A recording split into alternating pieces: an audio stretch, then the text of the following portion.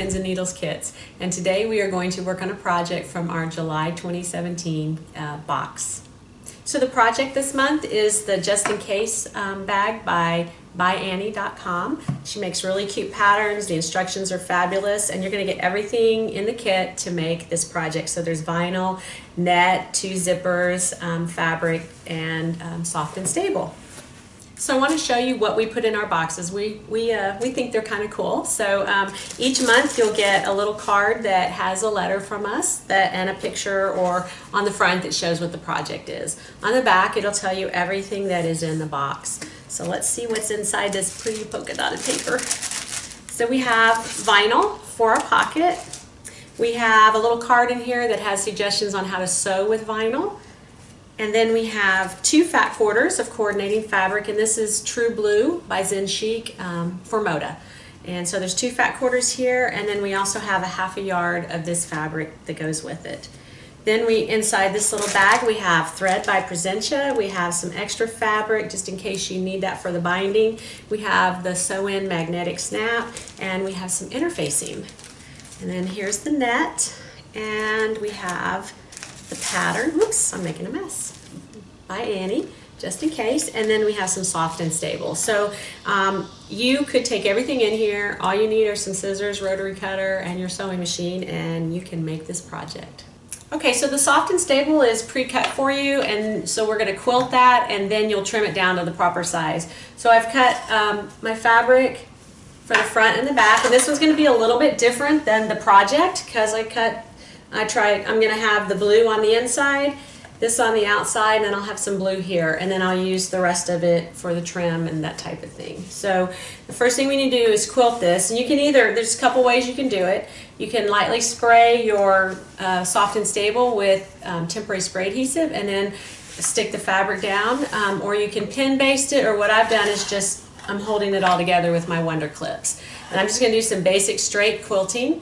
You can go diagonal. Maybe I'll do diagonal today. I'll just see what I want to do.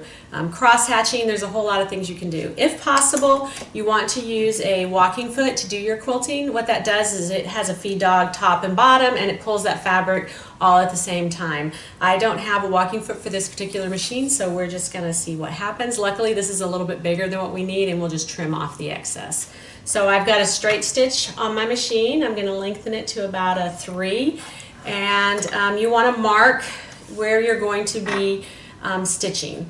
And so you'll just do a straight stitch, and we're going to start in the middle here, and I'm going to take this clip out, put this underneath, and I'm going to roll this up a little bit so that it doesn't hit the side of my machine, and put a Wonder Clip. I love these little clips. I have a couple different sizes on here. They hold everything together, and you don't have to worry about poking yourself with a pen. Open up the pattern. She has some general quilting instructions, working with mesh, working with vinyl, and general binding instructions. And her instructions are really, really good.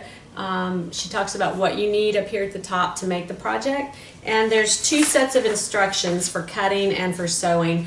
There's 2 sizes included in this, and we included enough fabric and parts and pieces to make the large case. So in the cutting instructions, the first measurements are for the small case, and so you would want to make the measurements that are in the parentheses for the large case. The other thing that she has in here, which is very, very helpful, is as you cut everything out, she has labels. So make a copy of this, cut these labels out, and then pin these labels to all the different pieces, because when you start getting lots of pieces cut out that are all a bunch of squares and rectangles, it's kind of difficult to know what they are. So if you get in the habit of labeling them, she has labels for the small and for the large, and this was extremely helpful for me when I was making the project. So next we're going to take the mesh and make the pocket, and we want to put binding on this, and I loved her instructions on binding it. I have always put mine wrong sides together and then pressed it before I stitched it on. She says not to press it, she gets a smoother binding. So when I tried that, it worked beautifully.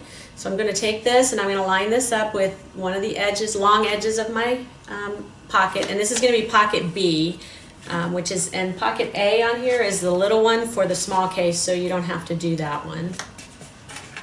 And so I'm going to pin these together with the Wonder Clips. And then I'm going to sew this down.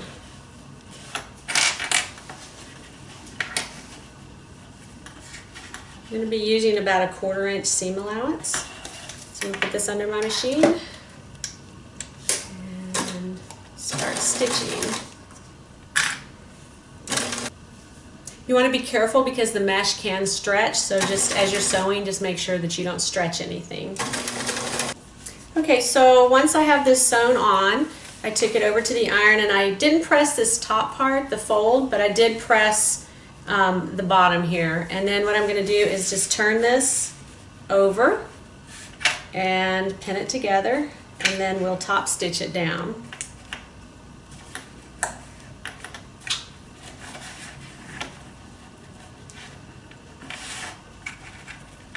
You can cut if you want. Okay, so once I have my binding top stitched down, I pressed it, and then I clipped my zipper to the binding. And you want the edge of the binding to just line up with the teeth of the zipper. And I use my Wonder Clips to hold it together. You want the zipper to be hanging over on each end. And if you want, you can have the zipper zipped up. I just don't have my pins with me, so to get the Wonder Clips to hold it, I just open the zipper up. And now I'm going to top stitch right along the edge of the binding where the teeth meet the binding. Next, we're going to bind the top of the zipper. So what I've done is I've folded my binding together, wrong sides together, and not pressed it. And then I clipped it to the back of the zipper. And I made sure that I lined up my edges right here. So next I'm going to sew about a 1/4 inch seam allowance, and then I'm going to flip it over and top stitch. So let me get this sewn on and I'll show you the next step. Okay, so I have this sewn on, and I pressed where the zipper and the seam are.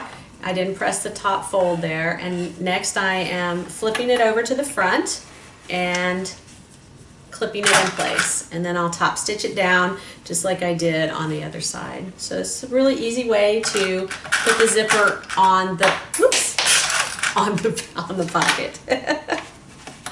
All right.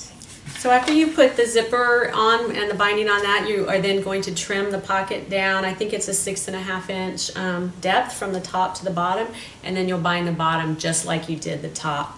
So the next pocket is the vinyl pocket.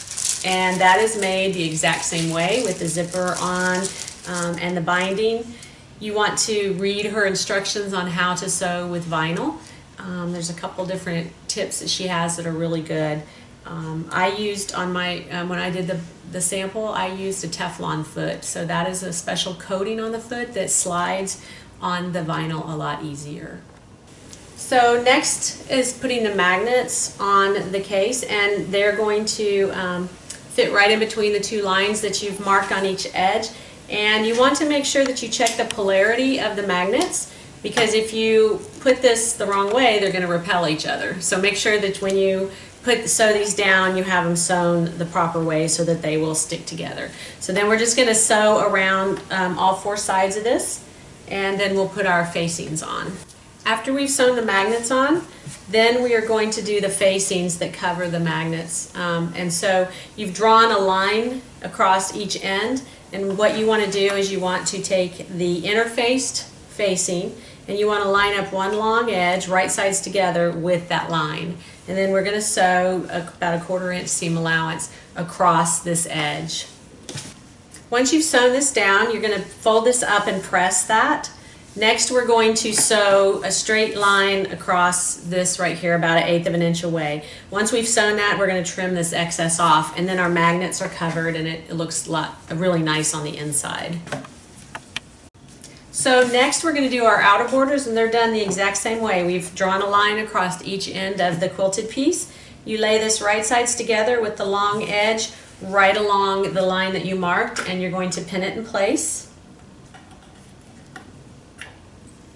and stitch across it with a 1/4 inch seam allowance. You'll do the same thing on the other side.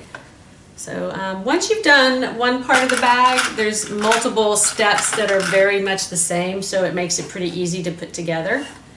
Her instructions are very well written. You shouldn't have any issues with it. All right, so I'm going to sew across here and across here using the edge of the fabric as my guide for my 1/4 inch seam allowance. Once you've sewn this, you want to press it up to get a nice crease in it, but then fold it back down and pin it in place, because this does not get sewn to the top until after you've attached the pockets on the inside. So once you've done that, we're going to flip this over, and we have a line across the bottom here that we are going to line the edge of our pocket up with, and then we're going to make sure that the top of our pocket is underneath the magnet. So I've got about 1/4 inch of the magnet there, under the magnet, so that's good. So next we're going to sew across the bottom of the pocket and across the top. And so once we've sewn across the top, then we'll go back and we'll turn this up and stitch it down. And that will hide all that stitching and make the front look really nice. Okay, so once I have this sewn in, I'm going to open up my zipper a little bit, and I'm going to then sew across the edges of the pocket and trim off any excess.